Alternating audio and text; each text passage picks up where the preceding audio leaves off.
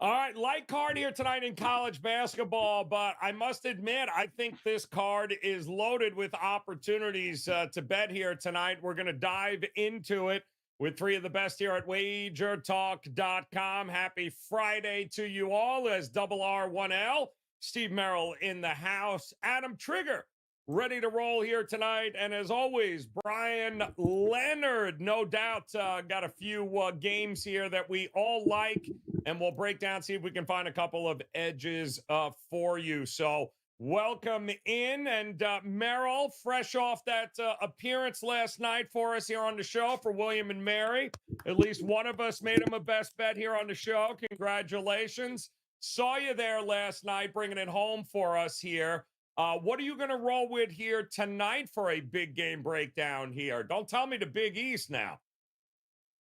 Yeah, and I'm pretty sure I had more views on the college basketball tip-off show yesterday than I did sitting second row. I got to sit second row more often to get you to cover at Kaplan Arena last night against Elon. Two of the worst, as I mentioned, two of the worst defensive teams in the country, both bottom 12 out of 362, yet it stayed under the total by a basket because they didn't foul late. So I was laughing anybody had the total there. Tough break in the Elon W and M game. Look, we use big game breakdowns on the show every day. Obviously, Fridays, it's a light card, but I thought this was probably the best matchup, at least tonight, from a blue blood standpoint. We got two teams that have been in national finals in the past decade, Butler and UConn. Very interesting, the Big East matchup here. And, of course, the first thing I always look at is tempo between teams. Butler no longer plays that half-court slowdown style that they did a decade ago under Brad Stevens when they made the back-to-back runs to the final. Meanwhile, Connecticut actually does. Connecticut currently 330th team in the country. They are top 25, both offense and defensive efficiency. Butler, meanwhile, middle of the pack, 184 in tempo. And they also are a top 50 offensive team, but not even top 100 defensively. And that very well might be the difference in this game tonight. Connecticut's only played two true road games this season. That was a loss at Kansas and a loss at Seton Hall. So they haven't exactly stepped up well on opponents' home courts. And Butler obviously could be a difficult place to play. And they are coming off back-to-back road losses, returning home. And that's an angle I usually like to look at for quality teams after a couple of losses, but then returning back to their home court. And I think the early money liked that angle as well. This line opened overnight 6, now down to 5, even 4.5. So although I do think UConn is the better team, and they might be able to slow things down. As I mentioned on yesterday's show, home teams can normally dictate the tempo better.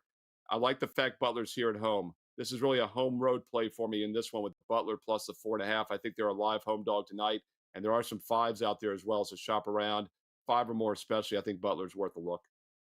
Yeah, it's UConn is proved to be vulnerable. I mean, no Klingon number 1, but number 2, they haven't been great on the road. So good spot here tonight for Butler to get it done, but not as good a spot as Adam Trigger has here tonight, I am sure, because where else would he go? But talk about his Niagara team here. Niagara taking on Manhattan here.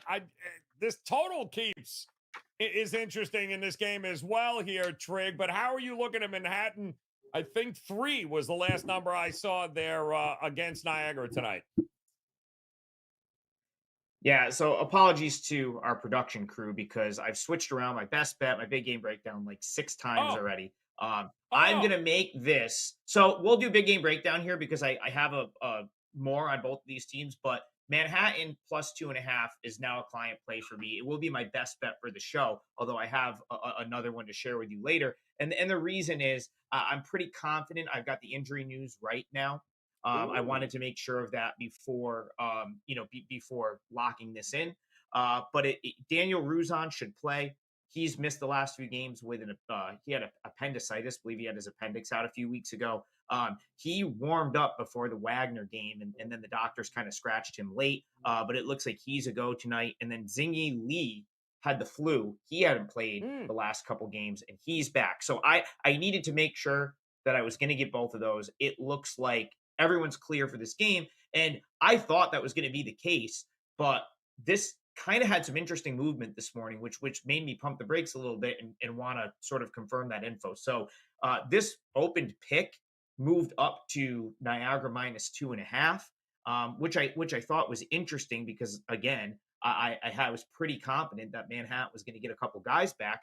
And I think, with those two players, it makes Manhattan appealing. So Manhattan is in a total rebuild. Their head coach is John Gallagher, who was the head coach of Hartford when they went to the NCAA tournament and played Baylor. And then, of course, Hartford lost their, they left Division One, and so Manhattan snatched him from Hartford. It's his first year, and when I say a total real rebuild, I mean like everyone left there, so he was pretty much starting from scratch. And then, of course, like 2 weeks into the season, Brett Rumpel, probably his best player on both ends of the floor, goes down with an ACL injury for the season. And then you've got, the guys that I talked about recently with Ruzon and Lee being out.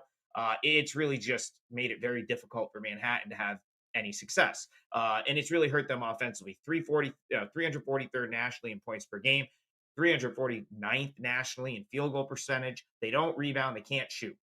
So having like those guys out has really, hurt them because they haven't been horrible when everyone's been there, right? Like go back to the beginning of the season. This team knocked off Bryant to start the year, a team that has since gone on to beat Florida Atlantic.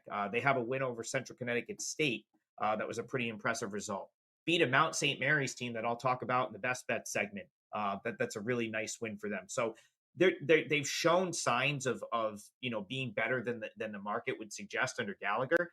And I had the spot circled for them because they're playing a Niagara team that, from what I've seen so far this year, as far as teams I've seen in person and watched play quite a bit, Niagara's front court is as weak as of a front court as I've seen. These guys get pushed around. They can't rebound. I mean, Niagara is at the very bottom of the rankings nationally in total rebounding. So it's all guard play for Niagara. And that's where I see a little bit of an in here with Manhattan, because they're a team that, like, they're not a great rebounding team, but they do have some size. And specifically, Ruzon and Lee, the guys that are coming back, are the size for this team at this point. So I think that gives Manhattan a much better chance to win this game than if they weren't playing. Where Niagara has success is shooting the free. They can shoot it from distance. And if you put them at the foul line, they're going to hit their free throws. They are the 14th nationally in free throw shooting so far this year. So they played their best half of basketball last time out, second half against Buffalo. It was a game where I was on Buffalo. Buffalo should have been up 25 at half. Buffalo shot themselves in the foot, missed every open shot. They were only up 10. And then the Purple Eagles came out and dropped 50 in the second half, and what was by far their best half of the basketball this season. But that's just not what this team is. Niagara has no post presence whatsoever. They get pushed around inside. And I think with Ruzon and Lee back, it adds some hidden value there for Manhattan, because those two have not played in their recent games. So I think I just didn't agree with the move whatsoever. I took the 2.5 with Manhattan. This game's in Dratty. It's always a tough place to play, and I think the Jaspers come out winners tonight. Oh, all right. Manhattan getting it done here tonight against Niagara. Good stuff there as we welcome in Bryan Leonard, ready to go here. And I love this big game breakdown for you, Bryan, because this is the game everybody's going to have eyes on here tonight. And a lot of people already this morning scratching their heads going, how in the hell is this a double-digit game with Purdue taking on Illinois, two of the best in the Big Ten? Break it down for us. What are we looking at here? Yeah, I'm with you. I felt the same way. I've got Illinois ranked 8th in the country, and I've got Purdue ranked number 2. And while Purdue is very good, I can't see why this line is double digits. In fact, I think it opened 10. It's going to 10.5 here. Illinois is 11-2 on the season. Their losses came against Marquette and Tennessee, 7 points each. Every victory has been by 9 points or more. This is a very good Illinois team. Their offensive effective field goal percentage is 55.5, while they only allow 42.5. They're plus 13, obviously, in field goal percentage on the season, and that's really impressive. This is a legit team who just blew out Northwestern 96-66. The same Wildcats team that Purdue suffered their only defeat to. Purdue is expected to go a long way come tournament time, and I agree. This is a very good Purdue team, but this line is just simply too high here. I can't, no matter how I break this one down, I can't get there to lay double digits with Purdue. I'll take my chances here on Illinois. I'll buck the small line movement and take what I think is a comparable team at plus 10.5. I mean, granted, I get you don't have Shannon, your leading, scorer there, and really, what has been a big part of Illinois' success this year. But it hasn't bothered him the last couple of games that he hasn't been in. They're very efficient offensively. I'm with you. Nothing scarier than having to rely on a Matt Painter coach team to win by double digits. I can't think of anything scarier on the board here tonight. But we do have 3 best bets coming your way, guys. And if you are new to us here at WagerTalk TV, go ahead and hit that subscribe button, become part of the WagerTalk TV family. And if you're joining us live here on this Friday during the live stream, go ahead, just hit that thumbs up. If you would, hit that like button, as we've got much more still coming your way all day long here, whether it be college basketball, NBA, NHL, we've already talked about all day. Shows are available for you on our page at YouTube. All right, back to the top here. R1L for best bets. Merrill, interesting here because William and Mary can't play back-to-back, so I know you're not going that way. Although I'm going to be very intrigued to see if one of the people on this panel here will pick their alma mater as a best bet for tonight, but we'll have to wait and see there. You, my friend, are going to go Akron taking on Bowling Green. So tell us what you got locked and loaded for us today and break it down for us as a best bet. Yeah, going to look at a free college basketball play for Friday night in just a moment. And a quick reminder, it is a big NBA card tonight, and that's where the value is. In fact, I've got 3 strong NBA best bets, and you might want to pay attention. Last year in 2023, nobody won more units at WagerTalk in the NBA than I did. I went 103-63, up 40 net games last year in the NBA. That was up over 130 units, and we're already 1-0 in 2024, cashed on Wednesday night. And now I've got 3 NBA best bets for Friday night. So number 1 ranked NBA continues with a 3-for-1 triple play Friday night pro basketball. Check it out right now on my page, Steve Merrill, WagerTalk, and a free play as well. So 3 best bets and a bonus free play for the NBA Friday night on my page. And also don't forget to check out the 1-year All Sports All Access special, which is still available this week. An instant 41% discount. Works out to just over $3 a day for every football, baseball, and basketball play into January of 2025. Steve Merrill, WagerTalk.com. All right, free college basketball play for tonight. We're going to go to the MAC. Brian Leonard's MAC. We're going to take Akron, a MAC attack on Akron minus 9.5. It might look strange on the surface to see a 9-4 home team as a 9.5-point favorite against a 10-3 team who has a winning record on the road, and Bowling Green does.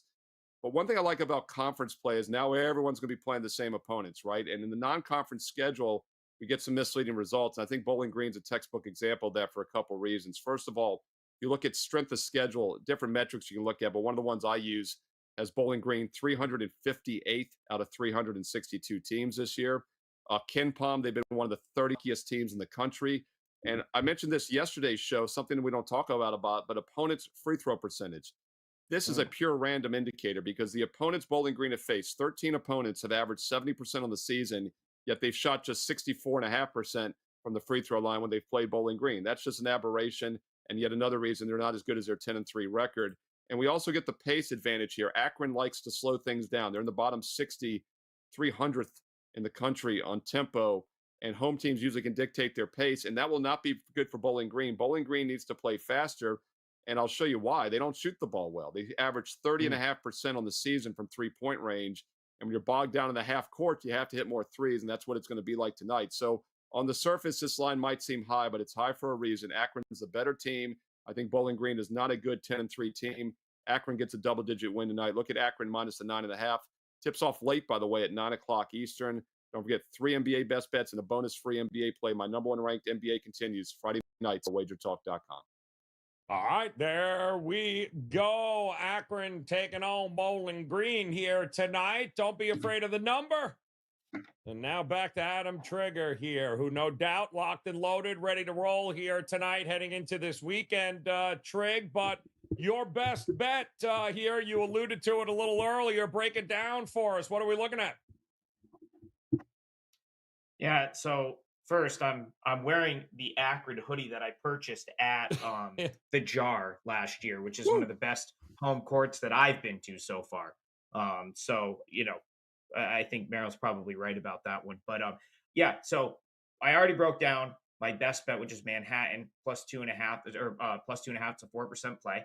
That I'm giving you for free. I have another 4% play up at WagerTalk. It's in a different MAC game. That's not this MAC game. The entire MAAC is playing tonight. There's 5 games. So I have 2 client plays in the MAC. And then I have a third one that just missed. And I'll explain, why it just missed, but why you should sort of listen to the breakdown, because you might be able to do something with these teams going forward. So really, I just wanted to come on and talk about Canisius, because they are a team that I think the perception is that this team lacks something without Taj Stavesky, who is Canisius's, he was the odds-on sort of best player on this team, one of the guys that was in the mix to win Player of the Year in the MAC in the preseason. But he's been hurt all year. He played against Syracuse and St. Bonaventure, but wasn't overly that wasn't a huge factor in either game. And in hindsight, he was probably playing in those games hurt, because the injury that's kept him out is something that cost him almost an entire season a couple of years ago, when I think he would have been like a true freshman. So it's a nagging injury, and I'm hearing from people close to the program that he's probably done for the year. They haven't said anything about it, but that's at least what I'm hearing, is he's not going to come back anytime soon. So the reason that's important is I think Canisius still gets slightly undervalued because he's out. But what I don't think is fully accounted for in that number that you see on your screen, the Canisius +3, is how good CM Ugental has been in his place. This was a guy that played 12 minutes a game last year because he was behind Stavesky, Trey Dinkins, Gadsden, Jordan Henderson, who's no longer there, who was the leading scorer for Canisius last year. Ugental just couldn't get on the floor. And even this year, remember, this Canisius team has almost everyone back. So, he coming into the season, he was going to be behind Dinkins, Stavesky, and Gadsden anyway. Those first couple games, he didn't play much. And there was no sort of, I don't think anyone that watches MAC basketball, or that was previewed Canisius, had Ugental being the leading scorer on the team and one of the best players in the MAC conference, which he's been so far this season. So I think that's really where the value is with Canisius, is they've lost their best player, but really they haven't lost much, maybe a little bench depth, but Ugental's been just as good as Stavesky would have been in that role. And so I think it makes Canisius still a very viable option going into MAC play. Now, Mount St. Mary's, they're new to the MAC. They were in the MAC. The last year was their first year in the MAC. They come over from the NEC, and this is a tough road trip for MAC schools. This is all the way down in Emmitsburg, Maryland. Not exactly, most of the MAC is in New York somewhere, or Connecticut. You always have to go down to Jersey for like the Ryder St. Peter's trip. But this is reminiscent of when Loyola used to be in the conference. The dreaded, 6-hour bus ride from wherever you are down to Maryland. It's kind of the same. And teams have struggled with it. And Mount St. Mary's, for, this year, they're like 5-8, but they're 3-1 at home, and they've done their best work at home. Now, they blasted Siena on this floor, but that was a game where Michael Ellie didn't play, and Dura Gordon wasn't back yet, so Siena was not in a good spot for that game. But they've shown signs of life. They played Ole Miss tough. There's a couple of good results for them. But then on the flip side, they lost to Manhattan, who's near the bottom of the conference. A recent loss to Delaware State. Even though there is a home court advantage here for Mount St. Mary's, I don't think they're the same caliber of team that Canisius is. So go back to last year. These two teams played twice. Both games, Mount St. Mary's won by 1. 2 fantastic games, and Canisius won 5 of their last 7 games last year once this team got healthy. The 2 losses were the 2 1-point losses to Mount St. Mary's. So you can bet Canisius here is got, that in the back of their mind, remembers 2 close losses from last season.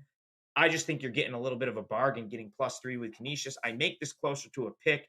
Didn't make my client card, but I'd be looking to jump in with the Griffs, whether it's here or down the road. All right, there you go. Good breakdown there. Keep that one in mind here. Coming up tonight, that is one more best bet here, and going to be interested to see where Brian Leonard takes us here for a best bet here tonight. I will say, though, Brian, that locked and loaded, I would imagine, here. Limited NHL slate here. Nice college basketball. Of course, we got week 18 in the NFL. Tell the folks what you got ready to roll for us and break this game down. Yeah, actually, I have nothing today. I passed for clients today. Another winning day yesterday. In fact, we've yet to have a losing day on today on the new year. So that'll continue because we don't have any plays today. I do want to thank both of my colleagues for referencing my alma mater in Akron University. Trig talked about the jar. I was a sophomore in college when the jar was built in 1983. And I remember those teams very well. We had a guy named Joe Jakubik who could shoot lights out. He got drafted by the Cavaliers. I was so excited. And I think they cut him in spring camp. So he never made the team. But go back and check Joe Jakubik for Akron University. The guy was an awesome scoring machine. I'm going to take a look here at the Ryder and Quinnipiac game here. The Bronx of Ryder have had a tough go thus far with a 3-10 record. The victories came against Stonehill, Delaware. Two teams are pretty good. And Immaculata. I think I ordered one of those at a Mexican restaurant last week. I'm not sure what it is. I've never heard of it. Maybe they play in the same conference as the one in Ohio we talked about with Brian Power the other day. But they do have a basketball team. And to the credit of Ryder, they've spent most of the season on the road, having played 9 of 13 games away from home. Out of those 9 games, they captured just 1 victory. When you take a look at their effective field goal percentages, offensively, only 42.6, allowing 52.0. So as good as Illinois' numbers were, Ryder's just the opposite. The Bobcats at Quinnipiac sit at 9-4 thus far this season, and they're returning home off of 3 straight road games at Holy Cross, Lafayette, and Florida. That 97-72 defeat of Florida was the largest deficit of the season. The Bobcats have an offensive effective field goal percentage of 48.2 while allowing 50.1. This team struggles to defend when stepping up in class, as you can see when they give up all those points to Florida. But Ryder just doesn't have an offense to take advantage of that. This is one of the worst offenses in college basketball. Once again, 42.6 effective field goal percentage.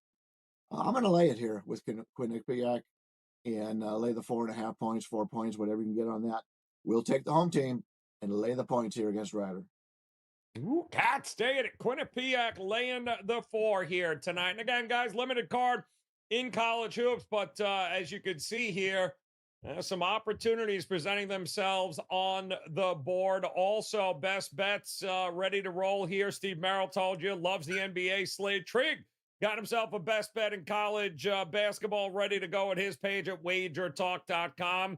And take advantage while you can, guys. The New Year promo, 37 straight days of all access could be yours for one low price. That's right. Get the month and then, of course, get an extra week free. Start the year off right with these guys. 37 days of all access. Every play, every sport, 37 days. And that'll do it for us here as the college basketball tip-off show off and running in 2024. College basketball got to get real interesting here. So if you've put football to the side and you're ready for college basketball, stop on by here. Hit that subscribe button. Hit that like button. Make plans to come back and join us again next week as we do it all over again. But before you do that, click on that video on your screen right now. Check out all the other big head-to-head matchups coming up in all the sports and what is going to be an epic first weekend here in the new year. On behalf of Steve, Adam, and Brian, we appreciate the time. Best of luck with all your plays this weekend. We'll talk to you again soon.